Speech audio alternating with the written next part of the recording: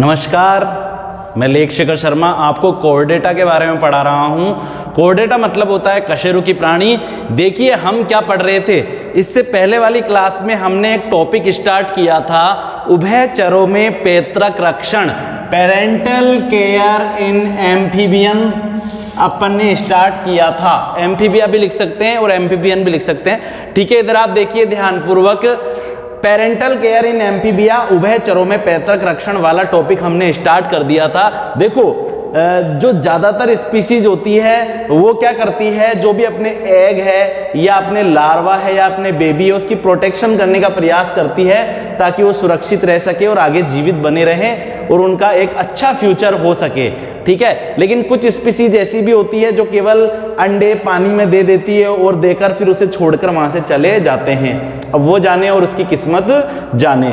कुछ तो एग को उनकी किस्मत के भरोसे छोड़ देते हैं और खुद भी प्रोटेक्शन करते हैं। कुछ एनिमल जैसे कि आप देखिए जो एम्फीबियन होते हैं, देखिए उभयचरों में पैतृक रक्षण के अंदर क्या बताया गया है कि जो एम्फीबिया के जो कुछ एनिमल है, जैसे मेंढक हो गया, सैलामेंडर हो गया, इक्तियोफिस हो गए, ये कुछ एनिमल है जो अपने एग या लार्वा का प्रोटेक्शन करते हैं। देखिए अपन ने देखा था कि एम्फीबिया के अंदर पेरेंटल केयर 2 टाइप से होती है। एक तो घोंसलों के द्वारा भी होती है, घोंसलों को शिशु पालन गृह अथवा आश्रय भी कह सकते हैं, जहां वो अंडे या वो लार्वा आश्रय लेते हैं। ठीक है, घोंसलों या शिशु पालन गृह अथवा आश्रयों के द्वारा सुरक्षा, प्रोटेक्शन बाय नेस्ट, नर्सरीज और शेल्टर के द्वारा प्रोटेक्शन।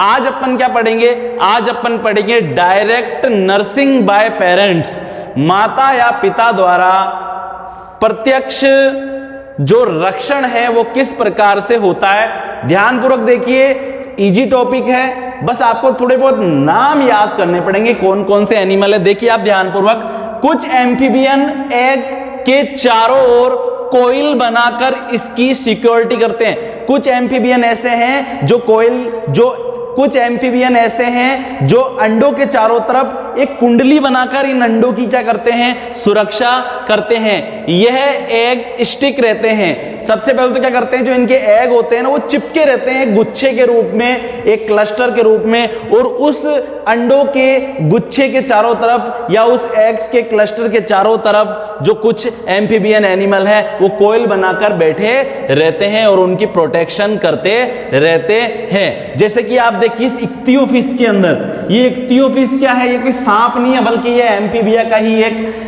एनिमल है। और ये एनिमल आप देखिए किस प्रकार से, ये इसके एग हैं और ये एग आपस में चिपके हुए हैं। ये एग्स का एक गुच्छा हो गया और इस एग के गुच्छे को चारों तरफ कोइल बनाकर बैठा हुआ है ये इक्तियोफिस और इसकी प्रोटेक्शन कर रहा है। और ये इसकी जब तक प्रोटेक्शन करेगा जब तक इसमें से क्या नहीं आ जाते हैं, लार्वा बाहर नहीं आ जाते हैं। जैसे कि एग्जाम्पल देख लीजिए आप, कोंगो सील के अंदर, जिसे एम्फियूमा भी कहते हैं, कोंगो सील जिसे क्या बोलते हैं, एम्फियूमा भी कहते हैं। इक्तियोफिस, ये रहा इक्तियोफिस अपना, इक्तियोफिस ये रहा, ठीक है, ये वाला बच्चों, ठीक है। इक्तियोफिस, हाइपोजियोफिस तथा साइफोनोफस आदि, ये नाम आपको याद कर लेने हैं। अफ्रीकन मेल बुल फ्रॉग जिसका नाम क्या है, फाइसेफेलस एडफेरस, पहले एग की प्रोटेक्शन करता है, फिर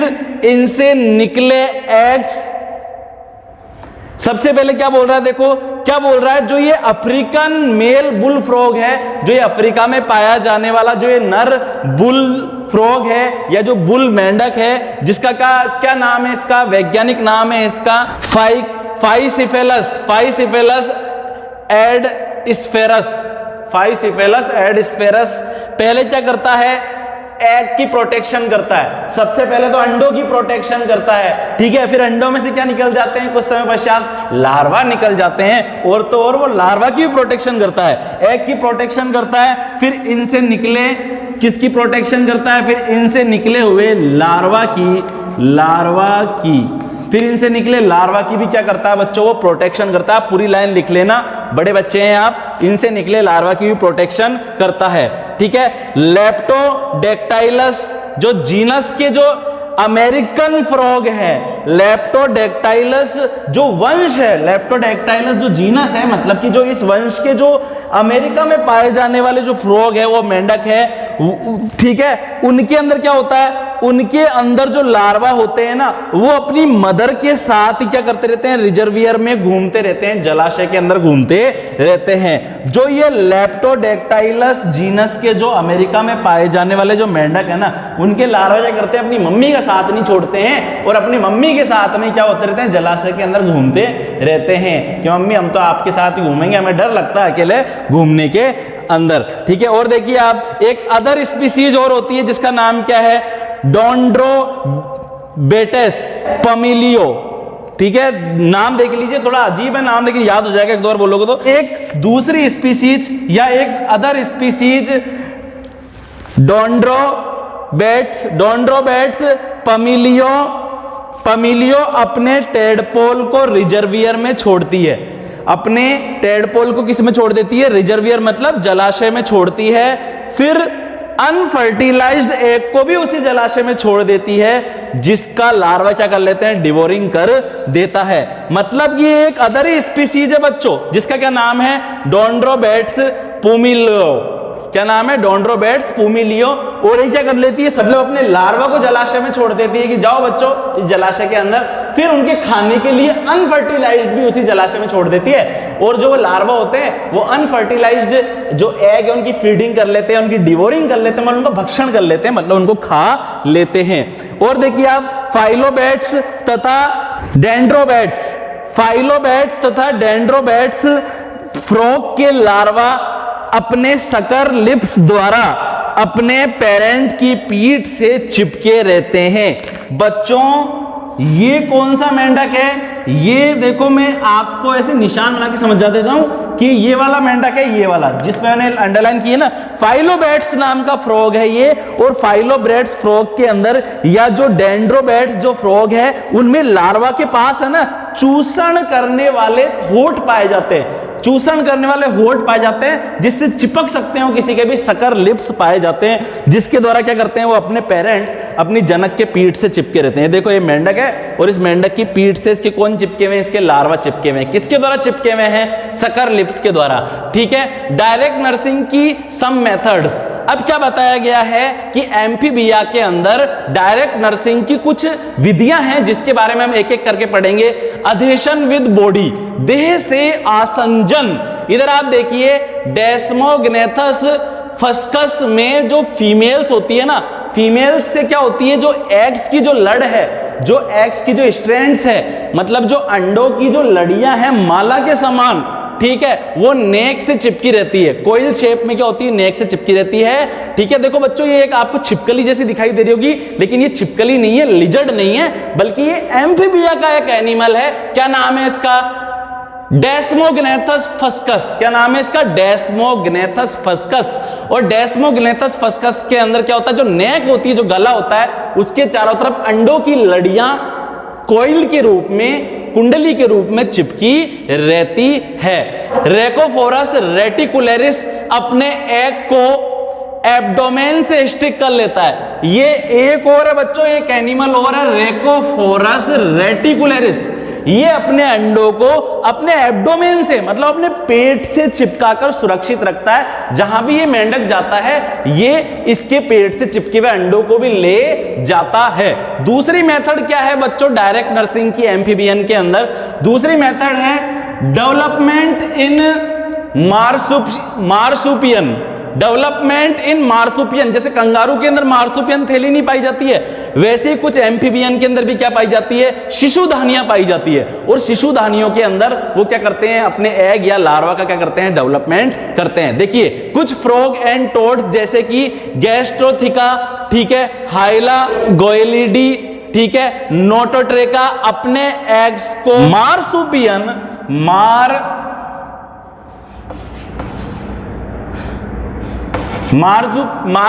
नामक थैलियों के अंदर, जिन्हें शिशुधानियां भी कहते हैं, उसमें सुरक्षित रखते हैं। और देखिए आप ध्यानपूर्वक थर्ड नंबर की मेथड देखिए, ऑर्गन्स ऑफ ब्रूड पाउच, भ्रूण धनी के समान अंग भी पाए जाते हैं। देखिए आप, जो ये रिनोडर्मा डार्विनी है, ये DAR।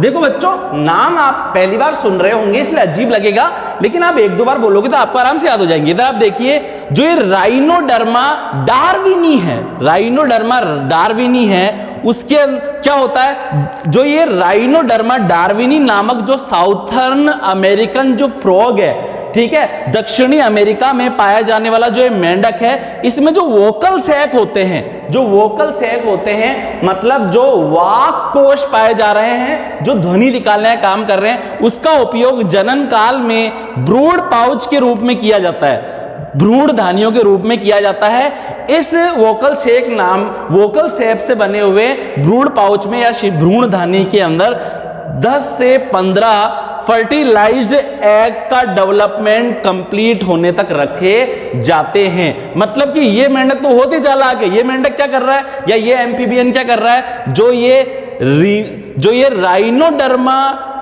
डार्विनी है, ये अपने वोकल सैक को ही ब्रूड पाउच के रूप में काम में ले रहा है और इसके अंदर लगभग 10 to 15 फर्टिलाइज्ड एग का कंप्लीट डेवलपमेंट होता है। आगे आप देखिए, आप विविपेरिटी, जरायुस्ता, कुछ एन्यूरा क्या है बच्चों, एक ग्रुप है, क्लास एम्फीबिया का क्या है, ग्रुप है, और विविपेरिटी है जरायुस्ता के अंदर क्या होता है, देखिए आप ध्यानपूर्वक, कुछ एन्यूरा ओवोविविपेरस होते हैं, मतलब अंड सजीव परजक होते हैं। एक तो होता है विविपेरस, डायरेक्ट बच्चों को जन्म देने वाले, और एक होता है ओवोविविपेरस, मतलब कि दे तो वो अंडे ही रहे हैं लेकिन अंडे शरीर से बाहर नहीं आ रहे हैं, बल्कि अंडों का पूरी तरह से डेवलपमेंट बॉडी के अंदर ही हो रहा है और बॉडी के अंदर से फिर बेबी बाहर आ रहा है, तो इसको ओवोविविपेरस कहते हैं। ठीक है, देखिए ध्यानपूर्वक, एन्यूरा के अंदर पाई जाने वाली कुछ फीमेल्स अपने एग्स को ओविडक्ट में ही रोके रखती है, अंडवाहिनी से बाहर ही नहीं आने देती है, एग लेइंग वो करती ही नहीं है। ठीक है,